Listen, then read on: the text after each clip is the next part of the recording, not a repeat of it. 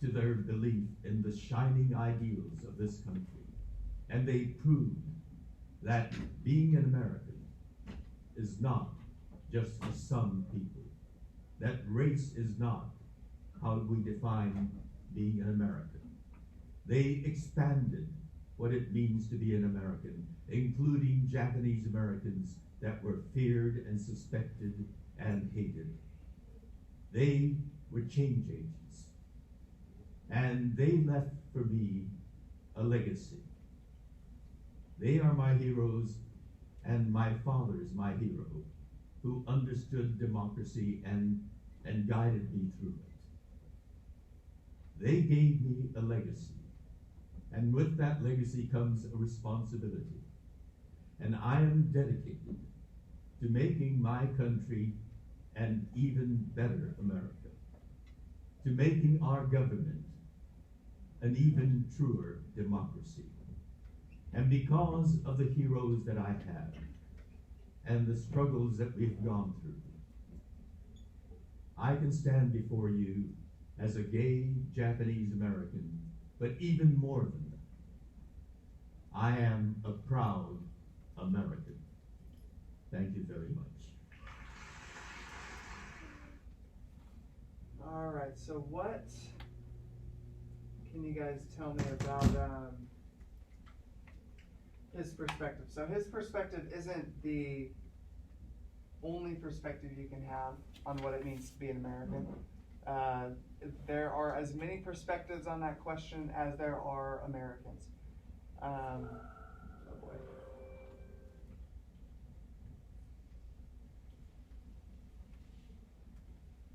But how would you guys summarize his perspective? How do you think he would answer that question of what it means to be an American? Just throw it out there if you've got anything.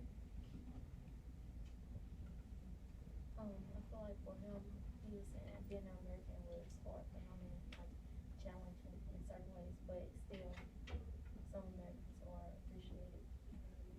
Yeah. So again, that balance between difficulty and the appreciation that he has for American values. Yeah. Anybody else? Any other comments on his perspective?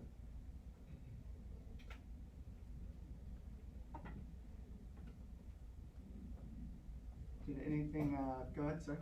I think his perspective was regardless of the prejudice like his people and his, like you say, ancestors have faced, they still managed to like want change for themselves. Like they believe they were American. So. Yeah. So they were still committed to those ideals that we talked about, even though those ideals were violated. Does anyone? So taking that perspective, does anyone have any criticisms of that perspective? Anyone who, thinks that it's incomplete or wrong in areas?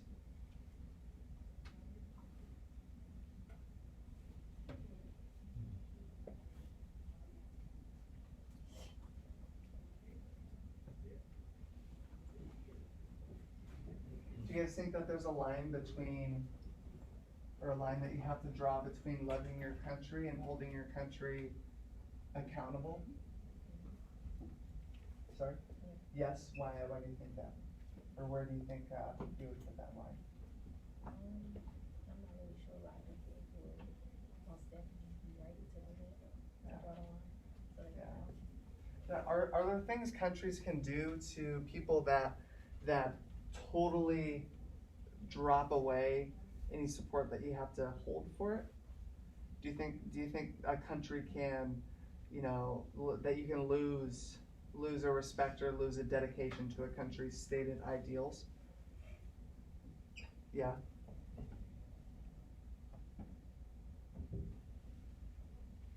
What about agreements? Does anyone agree with George Takei's perspective?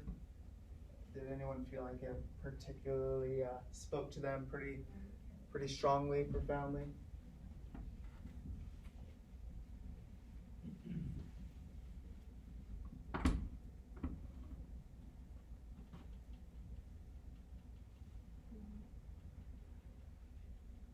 I know for me, coming off of, or, just understanding the disappointment I felt towards our government over, internment, over things like slavery, things like the civil rights issues, the various civil rights issues that we faced then and also today. This was encouraging to me that we could find a balance between loving our country and also holding it accountable. And again, this isn't the only perspective that you can take. It's not the right perspective by any means. But again, this is the question of identity that we see a lot of immigrants, and especially Asian immigrants, sort of balancing this idea that I am an American. They're making that statement while also, not receiving the full benefits of that classification. So we have our next activity that we're going to be doing on our papers. We're going to revisit this image of the Japanese storefront. Now, we're going to do a free write. Now, what a free write means is that you're going to have a certain amount of time, and you are going to be able to take the prompts wherever you want to go. Now, there's no right or wrong answer necessarily here. There really isn't an answer to this question or this prompt, but what I really want for you guys is to step into the prompt and do some genuine reflection about how you think this situation would go. So on February 19th, 1942, FDR signed the executive order that brought about the internment of Japanese Americans. And what I want you guys to do is imagine a regular customer of this shop walking into the store on February 19th, and he sees that Japanese store owner, frantically moving around, panicking after hearing the news of this executive order. Now, what I want you guys to do is just write a dialogue between this non-Japanese regular customer and this Japanese store owner. Again, what I'm looking for is, sort of empathetic reflection. This doesn't have to be, the best stuff ever. It doesn't have to be right or wrong. Really, whatever comes to your mind, I want you guys to develop these thoughts as they come up. Yeah? Is regular mean normal or a common customer? Like someone that comes in a lot? All the time, yes. So they're a common customer that multiple times a week. You had a question? Sorry? Oh, he's not necessarily ordering something. It's just that. Oh, yeah. So it literally did order the internment of the Japanese. So that means that all of the Japanese had to get up and leave their homes. And so in the TED Talk, he talked about these soldiers coming up his front lawn and taking them to a training. That is literally what that was. Yeah. All right. So I'm going to give you guys about 7 or 8 minutes to work on this. Yeah?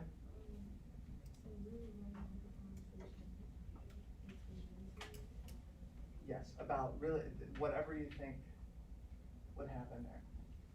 Yeah, you can take it in any direction that you guys want to go. I'm looking for reflection, empathetic reflection.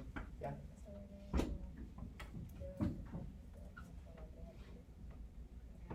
So that not necessarily at that moment that they have to leave, it's more of the idea. Have them wrestling with the idea of what's happening. Yeah. All right, so we'll say at 10:08 we'll come back together.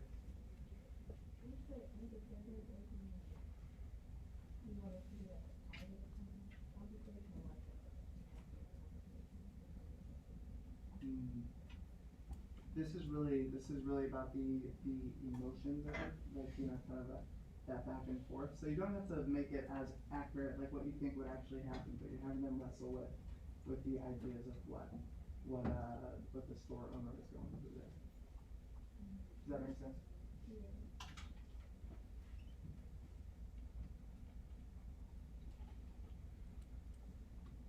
Let's get our heads up, please. I won't be grading this for length or for accuracy. Again, there's no really accurate thing I'm looking for. I'm looking for genuine reflection from you guys.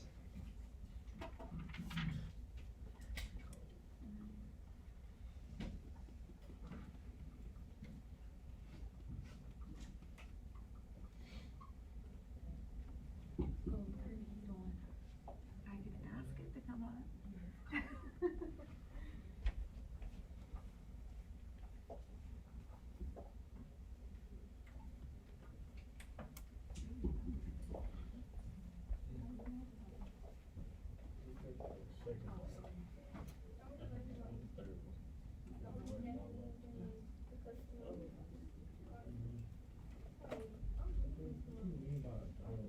So they're the customer and the Japanese store owner. They're just having a conversation after learning about the executive. So however you think that conversation should go, there's no right or wrong answer. You just go wherever your mind takes it. Does that answer your question?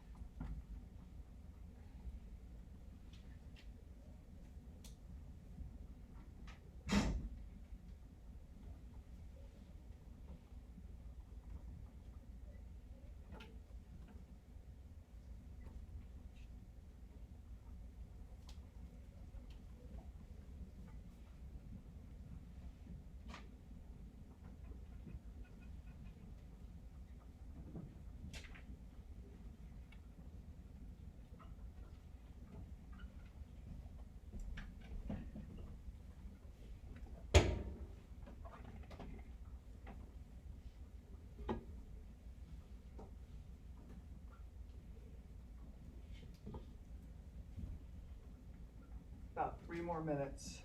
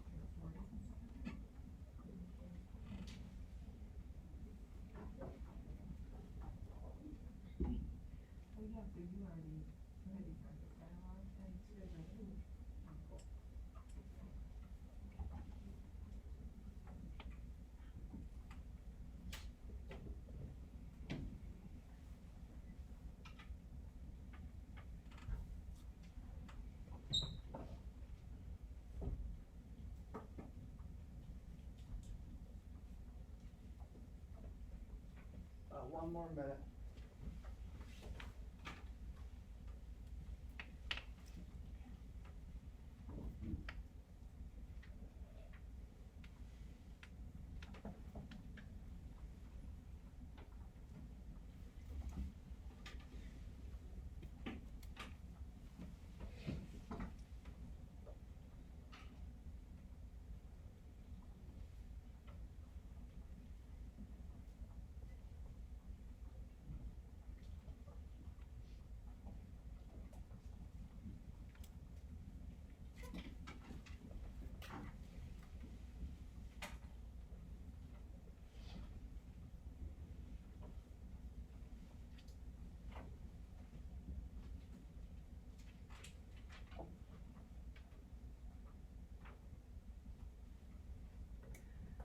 All right, so let's finish up. Come on back together. So I'm seeing a lot of really, really good, some really bulky responses from you guys. No one has to share verbatim what they wrote. But does anyone want to share the ideas that they tried to interact with? Any general pattern of what you guys were writing about? What kind of emotions did you guys have to put down on there?